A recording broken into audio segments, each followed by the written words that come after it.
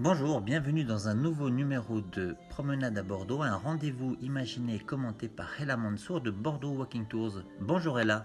Bonjour Olivier. Alors Ella, aujourd'hui dans quel siècle et dans quelle histoire vous allez nous plonger? Je vous raconte l'histoire de la duchesse Éléonore, dont le destin en tant que femme est vraiment extraordinaire, d'autant plus à son époque, au XIIe siècle. Un sujet fascinant, mais Ella, êtes-vous sûre de sa date de naissance?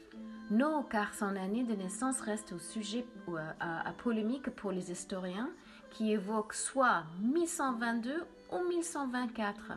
Ce que l'on sait, c'est qu'Éléonore se marie à Louis X le Jeune, ici même à Bordeaux, en 1137.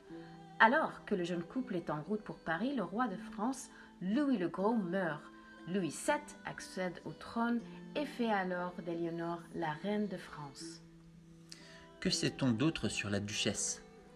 La jeune femme décrite souvent comme pleine de vie, cultivée et intelligente, tente à apporter un peu d'ambiance de vie de cour d'Aquitaine à Paris.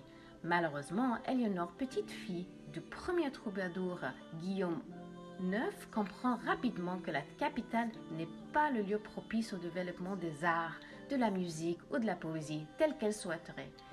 En 1152, après avoir donné deux filles, et 15 ans de sa vie à celui qu'elle aurait surnommé le moine, le mariage est annulé. Et donc, que se passe-t-il alors? Ce n'est que quelques semaines après l'annulation de son mariage qu'elle s'est unie avec un puissant duc de 10 ans, son cadet, Henri Plantagenet. Ce duc de Normandie, comte d'Anjou et de Maine, héritera 2 ans plus tard de la couronne d'Angleterre, faisant alors d'elle une reine pour la seconde fois. Évidemment, sa dot voyage avec elle. Sa dot, c'est l'Aquitaine, qui fait que toute la côte ouest de la France devient anglaise. À cette époque, il y avait plus de territoires anglais dans notre France moderne que les territoires français en France grâce à cette union. Qui sont les héritiers de cette seconde union?